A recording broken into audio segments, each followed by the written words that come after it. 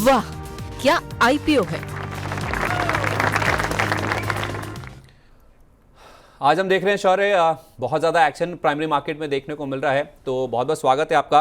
पहले ये बताइए कि जो लिस्टिंग हुई है प्राइमरी मार्केट में मेन बोर्ड पर, उनका हाल बताइए, किस तरह की लिस्टिंग देखने को मिली है। जी, अगर लिस्टिंग की बात करें तो काफ़ी अच्छी लिस्टिंग है, बाजार का माहौल भी पॉजिटिव है, तो वही हमें रिस्पॉन्स नज़र आया है। पहली कंपनी है DE डेवलपमेंट इंजीनियर्स, ये NSE पर 339 पर लिस्ट हुई थी। इशू प्राइसेस का 203 रुपये, यानी इशू प्राइसेस 67% के प्रीमियम पर लिस्ट हुई है। और हमने देखा था सब्सक्रिप्शन चल रहा था तब भी कंपनी 103 गुना सब्सक्राइब होती हुई नजर आई थी, और टोटल IPO का साइज था 418 करोड़। ओके, तो 418 करोड़ रुपए का इशू तो असर 103 गुना भरा था, और वैसा ही कुछ जो फायरवर्क्स हैं वो लिस्टिंग पे देखने को मिले भी हैं। हालांकि अमूमन जितने भी IPOs हाल फिलहाल आए उनको रिस्पांस काफ़ी अच्छे मिला है, लेकिन ये स्टॉक ऐसा है जिसने काफ़ी लंबे समय के बाद हम देख रहे हैं कि कोई बढ़िया अच्छी लिस्टिंग दमदार होती हुई दिखी है। तो आपकी क्या राय है सर, ये DE डेवलपमेंट इंजीनियर्स में 67% का जो प्रीमियम बना है लिस्टिंग पे, क्या आगे सस्टेन करेगा या इसमें से जो मिल रहा है लेकर निकल जाना चाहिए? देखिए, डेफिनेटली संदीप जी, थोड़ा बहुत प्रॉफिट जरूर बुक करना चाहिए। अगर कोई लंबा नजरिया रखता है 2 से 3 साल का, तो डेफिनेटली होल्ड करें, क्योंकि यूजुअली IPO के बाद थोड़ा बहुत हो सकता है आपको साइडवेज या फिर एक छोटा मोटा करेक्शन जरूर देखने को मिले, इसलिए थोड़ा बहुत प्रॉफिट जरूर बुक करें। अगर आपने परसेंटेज की बात करें तो 25 से 30% का प्रॉफिट जरूर बुक करना चाहिए। बाकी अगर व्यू लॉन्ग टर्म है तो ही होल्ड करें, शॉर्ट टर्म में कोई होल्डिंग की राय नहीं है। 1 से 2 साल दे सकते हैं तो भी कोई दिक्कत नहीं है, स्टॉक बेहतर है और अच्छे लिस्टिंग गेन्स के साथ मुझे लग रहा है आने वाले दिनों में भी अच्छा कर सकते हैं। ठीक है, तो थोड़ा प्रॉफिट बुकिंग कर लेना चाहिए। ये राय फिलहाल DE डेवलपमेंट इंजीनियर्स को लेकर है, जिसकी लिस्टिंग काफ़ी दमदार होती हुई दिखी है। दूसरी लिस्टिंग के बारे में बताएं शौर्य। जी, दूसरी लिस्टिंग की बात करें तो दूसरी लिस्टिंग पॉजिटिव हुई है, बस इतना कह सकते हैं, क्योंकि इशू प्राइस था 120 का और लिस्ट हुआ है 127 रुपीज़ पर, यानी इशू प्राइस से 5.83% के प्रीमियम पर लिस्ट हुआ है। यहाँ पे कंसर्न ये ब्रोकर्स का कवरेज नहीं थी, एक ही ब्रोकर्स ने करा था, NPO को लेकर कंसर्न्स थे। फंडामेंटल में कुछ कंसर्न्स के बावजूद भी लिस्टिंग एक्चुअली पॉजिटिव होते हुए नजर आई है। तो एक्मे फिनट्रेड की जो बात कर रहे हैं, जिसकी लिस्टिंग आज हुई है, 120 वाला शेयर 127 रुपये पे खुला और उसके बाद अब लग गया है 5% का ऊपरी सर्किट, 133 रुपये 35 पैसे का भाव देखने को मिल रहा है। तो एक म्यूटेड लिस्टेड हम कह सकते हैं, शान से लिस्टिंग हुई 5% के आसपास के गेन के साथ, आप कह रहे हैं 5.8% के गेन के साथ, और उसके बाद अब ओपनिंग प्राइस से भी 5% के ऊपर का सर्किट लग गया है। क्या करना चाहिए सर? सर्किट लग गया है, वैसे तो अब खरीदारी तो नहीं कर सकते हैं, लेकिन क्या इंडिकेट कर रहा है ये सर्किट लगने वाला? देखिए संदीप जी, जो री रेटिंग NBFCs और बैंक्स में देखने को मिली है उसी का रुझान आपको देखने को मिल रहा है कि इसमें आज आपका सर्किट लगा है। यूजुअली मैंने जो लास्ट शो में बात हुई थी यही कहा था कि जो भी लिस्टिंग गेन्स मिलते हैं तो एक बार का प्रॉफिट बुक करें, एक बार का निकल जाए, दूसरे बेहतर विकल्प है इस कंपनी से अच्छे।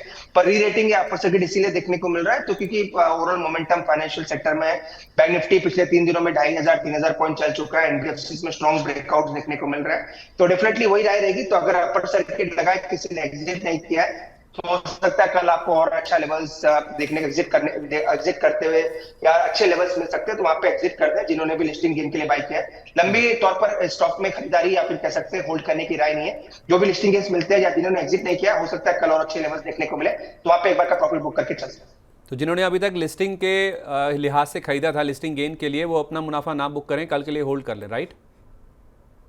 जी, चूंकि अपर सर्किट लगा है तो डिमांड काफी ज्यादा है, तो जिन्होंने एग्जिट नहीं किया है तो कल एग्जिट करके चल सकते हैं। मेरा कोई लंबा नजरिया स्टॉक पे होल्ड करने का नहीं।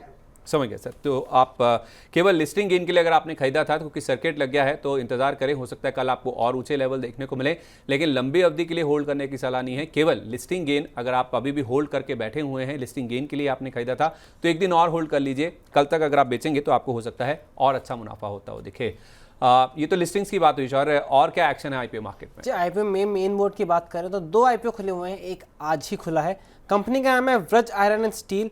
लेटेस्ट सब्सक्रिप्शन में नजर डालें तो 2 गुना सब्सक्राइब हो गए, रिटेल का 3 गुना, high networth individual 1.61 time, QIB का भी कोई भी सब्सक्रिप्शन होते हुए नजर नहीं आया है। कंपनी जो है वो स्टील के कारोबार में है, sponge iron, MS billet, TMT bar बनाती है व्रज इंडस्ट्री उस ब्रांड के अंदर में। इसका मैन्युफैक्चरिंग में नजर डालने छत्तीसगढ़ में इसके 2 प्लांट्स हैं और ये थोड़ा कंसर्न बताया जा रहा है, थोड़ा ज्योग्राफी एक ही है, साथ साथ ये कह रहे हैं कि इंडस्ट्री इस चीज़ है पता है बहुत ही कंपेटिटिव है और इतने कंपेटिटिव इंडस्ट्री में इनके पास कोई लॉन्ग टर्म कॉन्ट्रैक्ट्स नहीं है, तो एक कंसर्न है कि क्या कैसे अपने कस्टमर्स को बनाए रखेंगे या फिर आगे ले पाएंगे।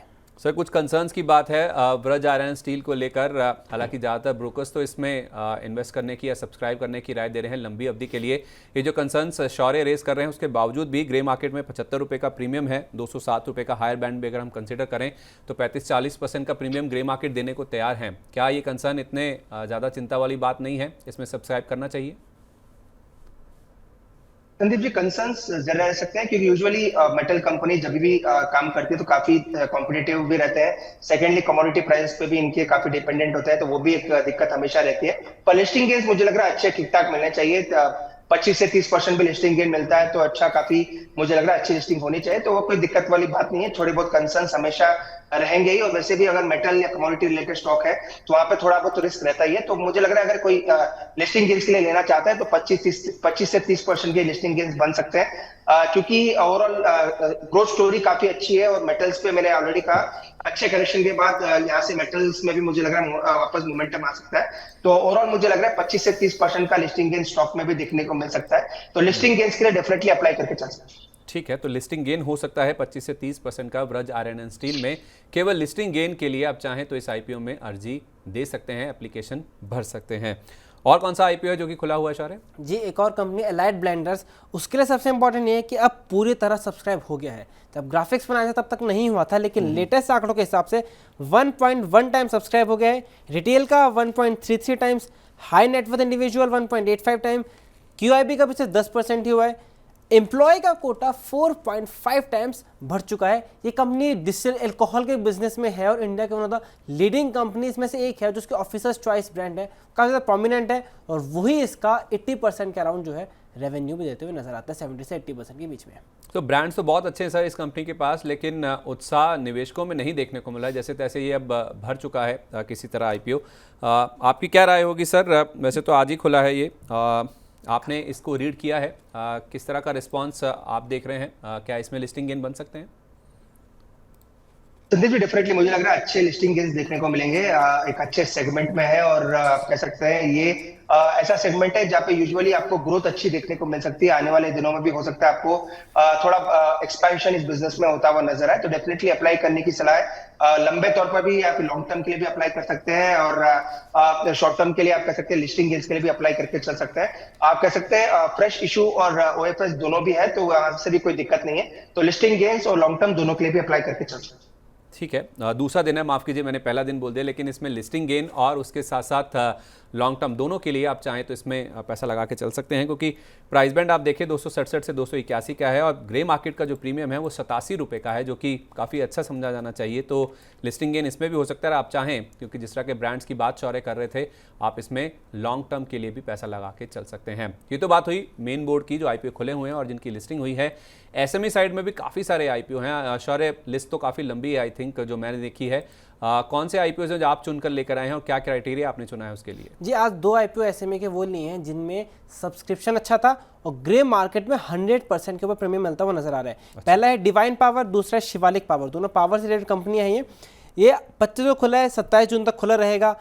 डिवाइन पावर का साइज है 22.76 करोड़ और ये 32 टाइम सब्सक्राइब हो चुका है। ग्रे मार्केट में 40 रुपीज़ के ऊपर 61 रुपीज़ का प्रीमियम मिल रहा है। वहीं अगर शिवालिक पावर की बात करें तो उसका 100 रुपीज़ का प्राइस बैंड है और ग्रे मार्केट में 175 रुपीज़ का प्रीमियम मिलता हुआ नजर आ रहा है। 100% से ज़्यादा प्रीमियम मिल रहा है सर। एक एक करके बात करते हैं। पहला नाम है डिवाइन पावर का, 36 से 40 का प्राइस बैंड है और ग्रे मार्केट 61 रुपये देने को तैयार है, यानी कि हायर अगर लेवल पे प्राइस बैंड के बुक बनती भी है तो भी 61 रुपये, यानी कि जो प्राइस बैंड है उससे भी ऊपर 150% के प्रीमियम ऑलमोस्ट इसमें देने को बाजार तैयार है। ऐसा क्या खास है सर इस कंपनी में, आपने पढ़ा है इसके बारे में? देखिए संदीप जी, इस कंपनी के बारे में ज्यादा पढ़ा नहीं है, पर काफी क्वेरीज आई है, तो उसमें डेफिनेटली एक अच्छे लिस्टिंग गेन्स तो वैसे भी देखने को मिलेंगे क्योंकि डिमांड काफी ज्यादा है। पर Shivalik power and power control limited, इसके बारे में जरूर स्टडी किया है। ये कंपनी काफी अच्छी है, क्लाइंटेल काफी अच्छा है और अच्छे सेगमेंट में जहाँ पे ग्रोथ आने वाले दिनों में काफी अच्छे देखने को मिल सकते हैं। तो ये एक स्टॉक रहेगा जहाँ पे अप्लाई करने की सलाह है, क्योंकि यूजुअली मैं एसएमई से दूर रहने की सलाह देता हूँ। जो भी करना चाहता है वो यही कहता हूँ कि रिस्क ज्यादा है तो वैसे भी रिवॉर्ड भी वैसे रहेंगे और रिस्क भी वैसा रहेगा। तो अगर कोई रिस्क लेना चाहता है तो वैसे तो अभी मार्केट मोमेंटम में तो कोई बड़ा रिस्क नहीं है, तो अगर किसी को अप्लाई करना है तो शिवालिक पावर कंट्रोल लिमिटेड में कर सकते हैं। यहाँ पे लग रहा है कि स्ट्रॉन्ग लिस्टिंग गेन्स देखने को मिल सकते हैं, बिजनेस काफी अच्छा है, क्लाइंटेल काफी अच्छी है, और सेकेंडली प्योरली पूरा फ्रेश इशू है। तो जब भी फ्रेश इशू रहता है तो यूजुअली आपको देखने को मिलता है कि वहाँ पे डिमांड ज्यादा है, और अगर इंडस्ट्री भी अच्छा कर रही है तो उसका भी एक इफेक्ट जरूर देखने को मिलता है। तो शिवालिक पावर कंट्रोल लिमिटेड इसमें अप्लाई करके चल सकते हैं। प्योर लिस्टिंग गेन के लिए अप्लाई करें, लिस्टिंग भी एक बड़ा लिस्टिंग गेन आपको इसमें देखने को मिल सकता है। तो डिवाइन पावर में लिस्टिंग गेन नहीं होंगे या आप इसमें सब्सक्राइब करने की राय नहीं दे रहे हैं? देखिए मैंने पढ़ा नहीं है इसलिए कोई कमेंट नहीं कर पाऊंगा, उसका डिटेल मैंने पढ़ा नहीं है, पर जो भी मैंने सुना है, जो भी मेरे पास नोट्स आते हैं, उसके लिए कंपनी काफी अच्छी है। और ग्रे मार्केट प्रीमियम तो यूजुअली मेरे अपने को पता चली जाता है, तो उसका लिस्टिंग गेन जरूर देखने को मिलेगा। डिटेल पढ़ा नहीं है इसलिए उसके ऊपर डिस्कशन नहीं कर पाऊंगा, पर शिवालिक पावर के बारे में पढ़ा था, इसलिए उस पर मेरी क्लियर राय है कि अप्लाई करें और लिस्टिंग गेन्स में अच्छे प्रॉफिट उसमें बन सकते हैं। चलिए तो ठीक है, 27 जून तक ये खुला हुआ है, यानी कि कल तक का समय है। लेकिन कंपनी अच्छी है नो डाउट, डिवाइन पावर भी, और ग्रे मार्केट प्रीमियम भी इंडिकेट कर रहा है कि अच्छे खासे फायरवर्क्स लिस्टिंग पे देखने को मिल सकते हैं। 40 रुपये का इशू प्राइस अगर बनता भी है हायर प्राइस बैंड पे, तो भी 61 रुपये के आसपास का ग्रे मार्केट प्रीमियम 150% के आसपास के गेंस लिस्टिंग पे देखने को मिल सकते हैं। तो उस लिहाज से आप चाहें तो यहाँ पे भी अगर आप हाई रिस्क लेने वाले निवेशक हैं तो ही आप इसमें पैसा लगा के चल सकते हैं। बहुत बहुत धन्यवाद शौर्य, आज हमारे साथ जुड़ने के लिए, और आईपीओ सेगमेंट को यही समेटते हैं। वाह, क्या आईपीओ है।